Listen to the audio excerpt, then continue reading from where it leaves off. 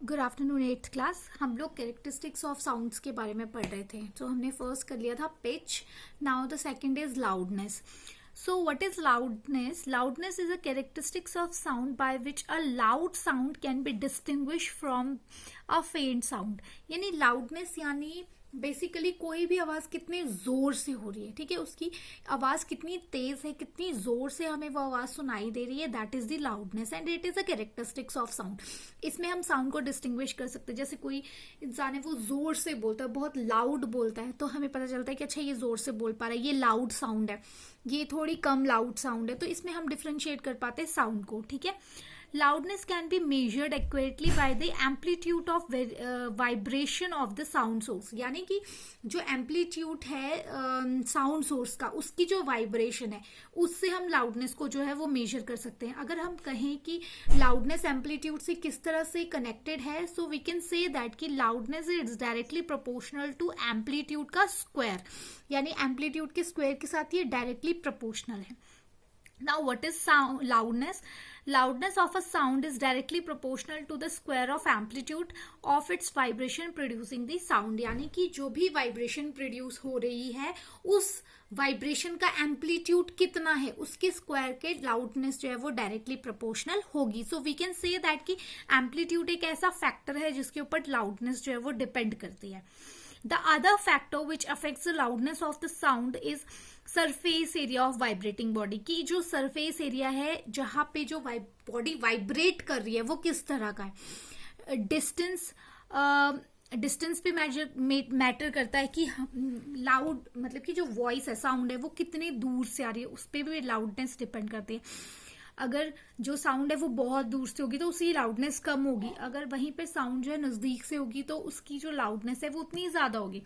Density of medium में भी depend करती है, जितनी ज्यादा डेंसिटी होगी उतनी ज्यादा स्पीड जो होगी वो फास्ट होगी, साथ ही साथ लाउडनेस भी उतनी ज्यादा होगी। सिमिलरली अगर डेंसिटी कम होगी तो उस पर भी जो है वो डिपेंड करती है।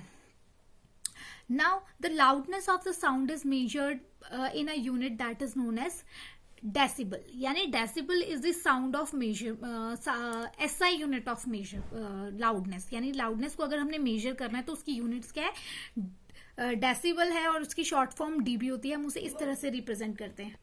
नाउ द अदर फैक्टर और the other characteristics of sound is quality. So quality भी साउंड का एक कैरेक्टरिस्टिक्स है जिससे हमें पता चलता है कि जो साउंड है वो गुड क्वालिटी की है या फिर बैड क्वालिटी की है, और क्वालिटी से ही हम उसकी लाउडनेस या पिच का जो है वो भी पता लगा सकते हैं।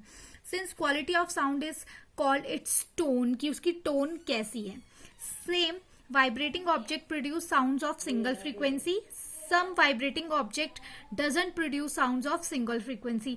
They also simultaneously produce the sounds of other frequency. यानी कि हमारे कभी कभार ऐसा होता है कि एक जो वाइब्रेटिंग बॉडी है वो सिर्फ सिंगल साउंड प्रोड्यूस करती है, बट कभी कभार क्या होता है एक वाइब्रेटिंग बॉडी सिंगल साउंड के साथ काफी और ज्यादा साउंड्स जो है वो प्रोड्यूस करती हैं जो कि डिफरेंट फ्रीक्वेंसी की होती है। फॉर एग्जाम्पल अगर हम गिटार और सितार की बात करें तो जब हम गिटार प्ले करते हैं तो उसकी बहुत सारी धुन या टोन जो है हमें सुनने को मिलती है एक ही टाइम पे, जो अलग अलग फ्रीक्वेंसी की होती है, जिसकी वजह से हमें उनकी साउंड या लाउडनेस या पिच जो होती है वो हाई या फिर लो जो है वो होती रहती है। तो इस तरह जो है हम उसकी साउंड को या फिर उसकी जो पिच है उसको चेंज कर सकते हैं, और सेम वाइब्रेटिंग बॉडी जो है एक से ज्यादा साउंड जो है इस तरह से प्रोड्यूस कर सकती है। Now they produce the sound of single frequency called the basic और फंडामेंटल फ्रीक्वेंसी। यानी कि जब कोई वाइब्रेटिंग ऑब्जेक्ट सेम फ्रीक्वेंसी की साउंड प्रोड्यूस करता है तो उसको हम बेसिक या फंडामेंटल फ्रीक्वेंसी बोलते हैं। वेयर एज अगर कोई मिक्सचर ऑफ साउंड प्रोड्यूस कर रहा है जिसमें अलग अलग फ्रीक्वेंसीज हैं तो उसको हम हार्मोनिक्स बोलते हैं, ठीक है। यानी जब सिंगल फ्रीक्वेंसी की जो साउंड है वो प्रोड्यूस हो रही है, यानी एक साउंड में सिर्फ एक फ्रीक्वेंसी एक फ्रीक्वेंसी ही यूज हो रही है, then it is known as basic और फंडामेंटल फ्रीक्वेंसी। वेयर इज अगर ऐसी कोई साउंड प्रोड्यूस हो रही है जिसमें कि जो ऑब्जेक्ट है उसकी वाइब्रेशन से more than one frequency is there, then it is known as harmonics. जो हार्मोनिक्स होती है that gives richness to the sound, जब हमें एक से ज्यादा साउंड सुनने को मिलती है। जैसे अगर गिटार की आप गिटार का ही एग्जांपल हो, जब गिटार कोई प्ले करता है तो उसमें एक से ज्यादा फ्रीक्वेंसी के साउंड्स होती हैं, टोन्स होती है, तो वो आपको सुनने में कितना अच्छा लगता है। तो ये जो एक से ज्यादा फ्रीक्वेंसी की साउंड्स होती हैं ये क्या करती हैं, एक अलग टच जो है वो दे देती हैं कि अगर हम सॉन्ग्स की बात करें वहां पे भी हमें एक से ज्यादा फ्रीक्वेंसी में जो है वो साउंड सुनने को मिलती है, जो कि बहुत सूदिंग होती है हमारी ईयर्स के लिए।